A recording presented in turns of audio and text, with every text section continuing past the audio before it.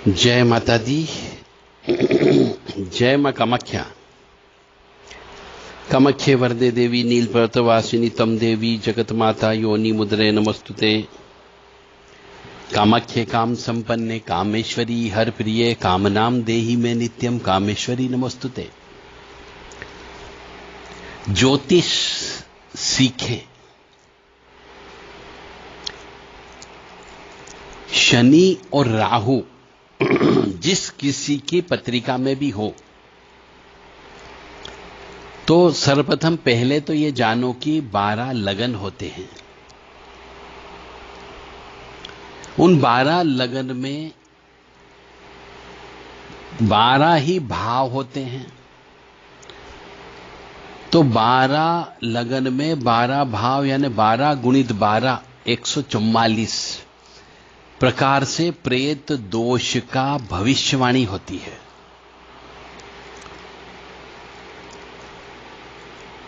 अब कौन सा लगन है और कौन सी जगह बैठा है यह इंपॉर्टेंट होता है। तो कई बार शनि और राहु की युक्ति अच्छा फल भी देती है और शनि राहु की युक्ति जिंदगी बर्बाद भी कर देती है। तो शनि राहु की युक्ति का मतलब है प्रेत श्राप। अधिकांशतः केस में देखा गया है कि प्रेत श्राप की वजह से व्यक्ति परेशान रहता है, तकलीफ में रहता है, कष्ट में रहता है, परिवार टूट जाता है। क्योंकि प्रेत जिसकी भी पत्रिका में होता है उसके ऊपर परेशान करता है, उसके शरीर के साथ में रहता है, आत्मा के साथ में रहता है। ऐसी पुरुष से और ऐसी स्त्री से विवाह मत करो। अब आप कहेंगे कि साहब विवाह ही नहीं करे क्या? तो करो और कष्ट भुगतने के लिए तैयार रहना। हमारा क्या है? हमारा धर्म है आपको ज्ञान देना, हम ज्ञान दे रहे हैं। अब उस ज्ञान को लेना या नहीं लेना या उसका जिंदगी में आपको उपयोग करना आपके विवेक पर निर्भर करता है। मैं अपना धर्म निभा रहा हूं। अब अगला धर्म निभाने की जिम्मेदारी आपकी कि आप अपने आप को कष्ट में डालना चाहते हो या नहीं डालना चाहते हो। तो मैं आपको केवल आज मेष लग्न में राहु शनि की युक्ति यानी प्रेत शाप के बारे में बताऊंगा। तो मेष लग्न में 12 भाव होते हैं और प्रथम भाव में यदि राहु शनि बैठ जाए तो प्रेत शाप तो लगेगा ही लगेगा। ऐसा व्यक्ति निष्ठुर प्रकृति का होता है और आसानी से किसी से काबू में नहीं आता है, क्योंकि बहुत शनि राहु यानी धूर्त प्रवृत्ति। और ऐसा मनुष्य कहेगा कुछ व करेगा कुछ, यानी कि मुंह में राम बगल में छुरी, ऐसा व्यक्ति होता है। कोई भी व्यक्ति नहीं चाहता ऐसे व्यक्ति के साथ विवाह करे, ऐसे व्यक्ति के साथ व्यवसाय करे, क्योंकि ऐसा व्यक्ति धोखेबाज होता है और उसका व्यवहार भी संदिग्ध होता है। तो बहुत से मनुष्य पार्टनर ढूंढते हैं, चाहे लाइफ पार्टनर ढूंढो या बिजनेस का पार्टनर ढूंढो या इंडस्ट्री का पार्टनर ढूंढो, पहले अपनी कुंडली से उस पार्टनर की कुंडली को मिला लेना चाहिए कि कुंडली मिल रही है या नहीं मिल रही और उसमें कोई दोष तो नहीं है जो पार्टनर बन रहा है। जैसा कि मैंने यहां पे बताया, किसी की मेष लग्न की पत्रिका है और मेष लग्न की पत्रिका में लगन में यानी कि प्रथम भाव में यदि राहु शनि बैठा है तो ऐसा मनुष्य चाहे स्त्री हो या पुरुष हो, उसका चरित्र संदिग्ध होता है। यानी ऐसे मनुष्य से शादी नहीं करना चाहिए। कब पलटी मार लेगा आपको पता ही नहीं चलेगा, क्योंकि वो जैसा कहता है वैसा करता नहीं है और जैसा करता है वैसा बताता नहीं है। तो एक तरीके से आपको गड्ढे में डाल सकता है। ऐसे मनुष्य के साथ में जीवन नहीं गुजर सकता और ऐसे मनुष्य के साथ में व्यवसाय भी नहीं हो सकता।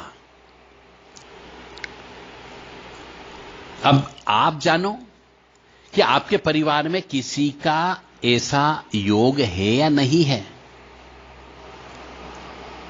किसी लड़के का, किसी लड़की का, पत्नी का, पति का। एक बार चेक करके देख लेना।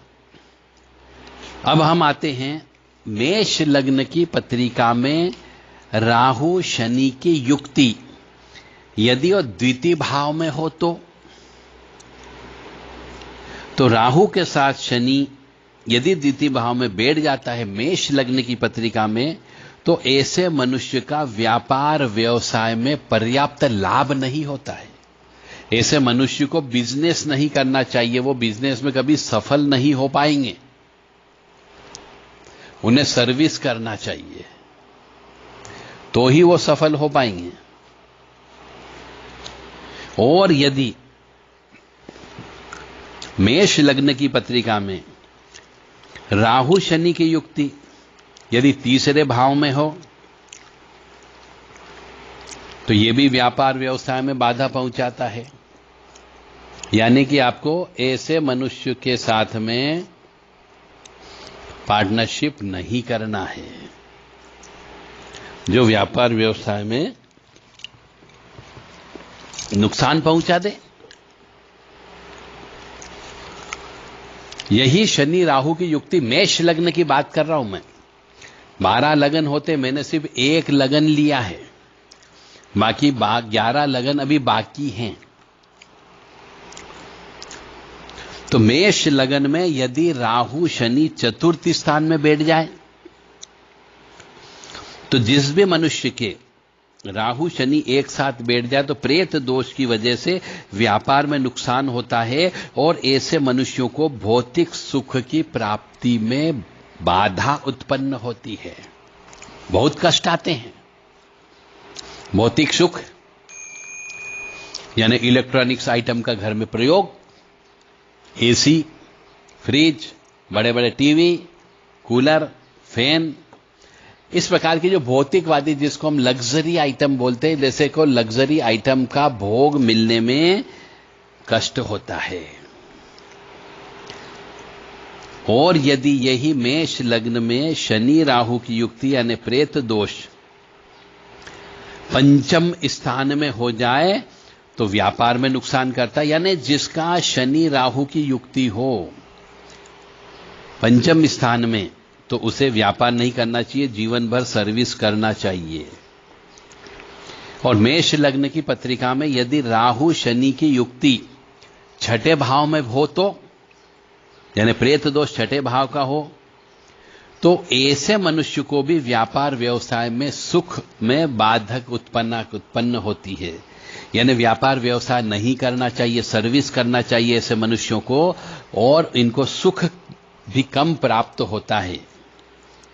यानी बीमारी की वजह से बीमारियां ज्यादा होती है, ऊपरी बाधा की वजह से, राहु शनि यानी प्रेत दोष। अब मेष लग्न में यदि सप्तम स्थान पर यानी पति पत्नी वाले स्थान पे यदि शनि राहु बैठ जाए तो ऐसे मनुष्य बोला जाता है कि वह शश योग का निर्माण करते हैं। शश योग यानी धन संपत्ति ज्यादा होती है, परंतु यहां पे स्त्री का नाश होता है या पति का नाश होता है, यानी विधवा या विधुर होना ही पड़ता है।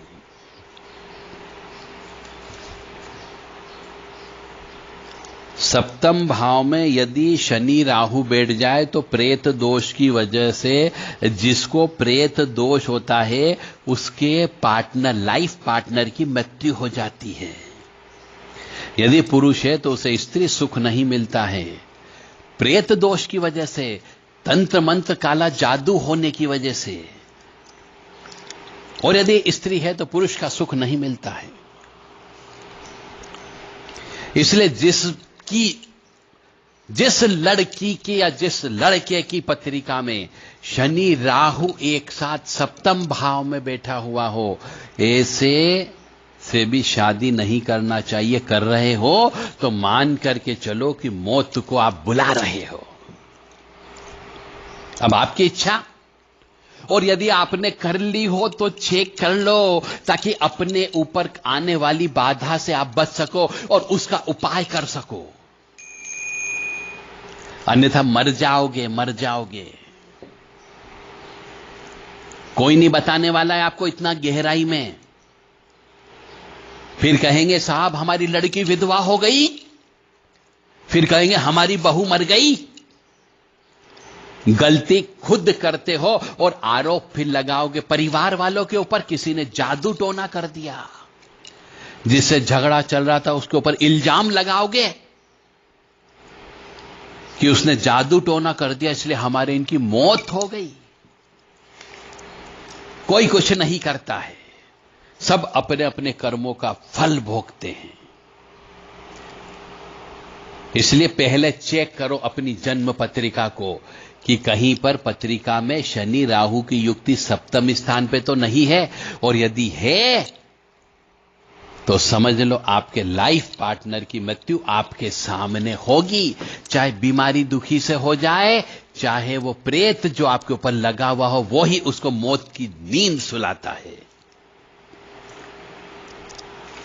अब हम आते हैं अष्टम भाव में। अष्टम भाव में राहु शनि यदि बैठ जाता है तो यह भी विवाह विच्छेद कराता है, यानी विवाह तोड़वाता है। और व्यापार व्यवसाय में ऐसे मनुष्य को धोखा मिलता है। यानी जिस मनुष्य के अष्टम भाव में, मेष लग्न के अष्टम भाव में शनि राहु बैठा हुआ हो, तो ऐसे व्यक्ति या ऐसे स्त्री या ऐसे पुरुष से विवाह नहीं करना चाहिए। और ऐसे पुरुष को या ऐसी स्त्री को व्यापार व्यवसाय में पार्टनर नहीं बनाना चाहिए, नहीं तो आपका व्यवसाय डूब जाएगा।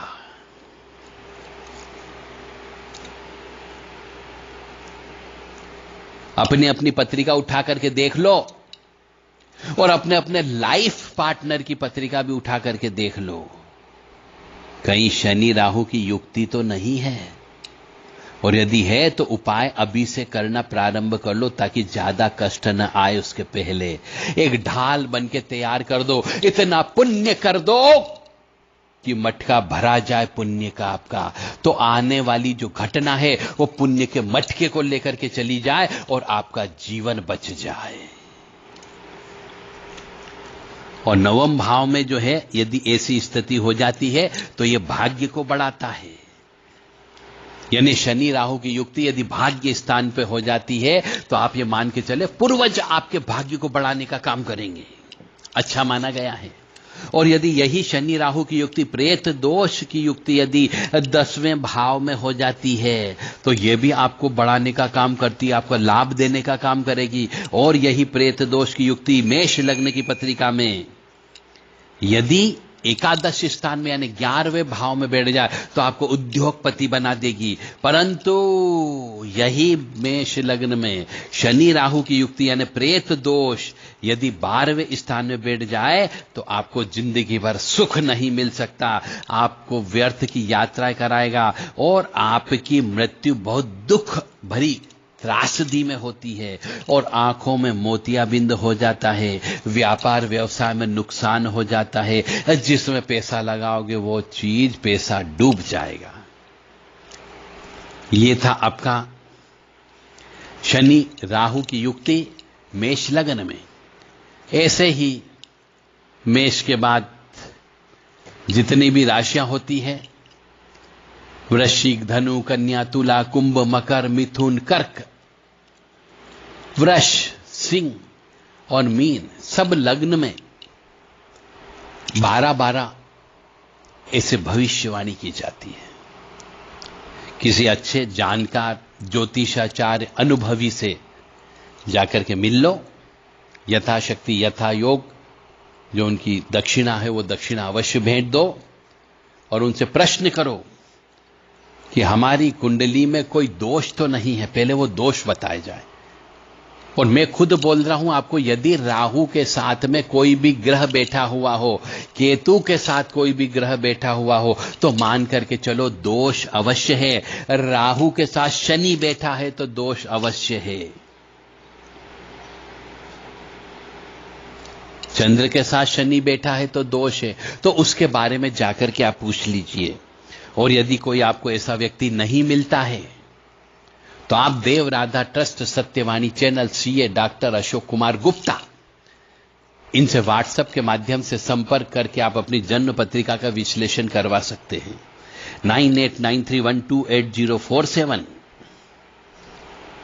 और 7987237885 और तीसरा नंबर है 7649862712। ये तीनों नंबर व्हाट्सएप नंबर है।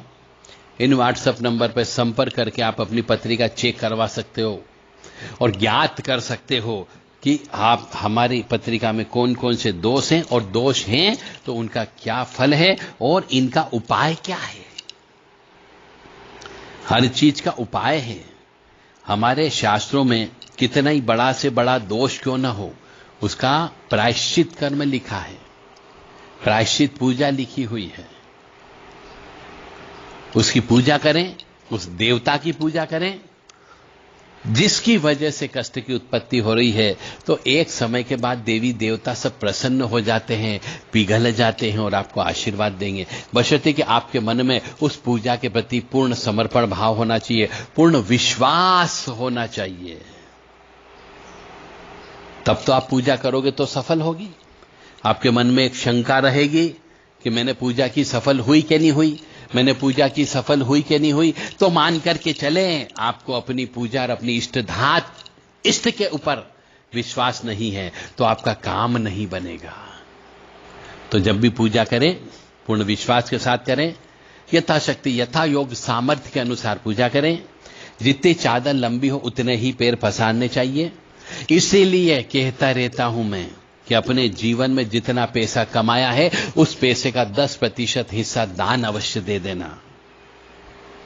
मंदिर बनाने में दान दे देना, हिंदू धर्म की रक्षा के लिए दान दे देना, देवी मां के मंदिर में तलवार भेंट कर देना, शिव जी के मंदिर में त्रिशूल दान कर देना, शिव जी के मंदिर में नाग महाराज तांबे के बनवा करके दान कर देना। कहीं पर घंटी नहीं हो तो घंटी लगा देना, झालर नहीं हो तो झालर लगवा देना, मंदिर की पुताई नहीं हो रही तो पुताई करवा देना, और यदि किसी मंदिर के अंदर लाइट नहीं लगी हो तो लाइट लगवा देना।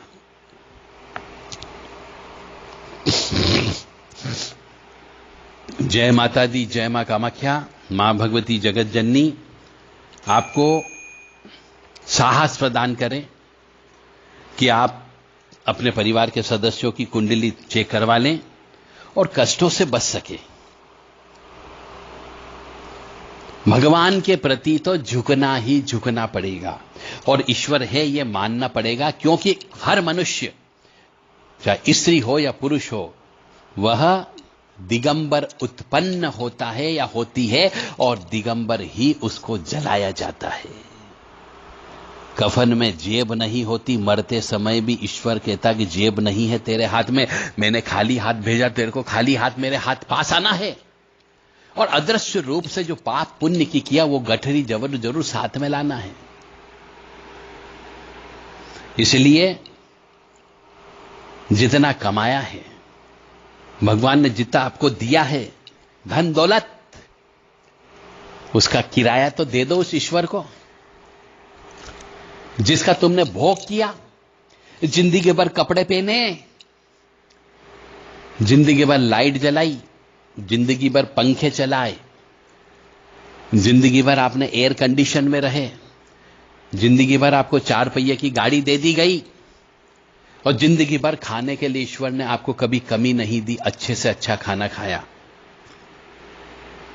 कई बार आपने उसका दुरुपयोग भी किया, ज्यादा दे दिया तो शराब भी पी ली, तो भगवान को कभी आपने धन्यवाद स्वरूप कुछ भी नहीं दिया। और जो भगवान ने दिया उसका ब्याज तो दे दो, किराया तो दे दो। और यदि नहीं दिया है तो आपके यहां पर अचानक मौत होगी, अचानक दुर्घटनाएं हो जाती है, अचानक बीमारियां लग जाती है, लाइलाज बीमारियां लग जाती है, करोड़ों रुपए रखे के रखे रह जाते हैं, लाखों रुपए की गड्डियां गोदरेज में भरी की भरी रह जाती है और आपका खास आदमी ईश्वर को प्यारा हो जाता है। या फिर ऐसी बीमारियां लग जाती है जो किसी काम का नहीं रहता, बिस्तर पे पड़ा रहता है, सड़ता है, वहीं पर उसका हंगना होता है, वहीं पर उसका मूतना होता है। ताकि अच्छे कर्म कर दो,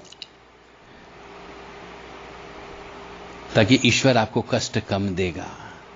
हर जगह पुण्य काम आते हैं, पुण्य आड़े आ जाते हैं। एक बार करके तो देखो, निश्चित तौर से आपको खुशियां अवश्य प्राप्त होगी।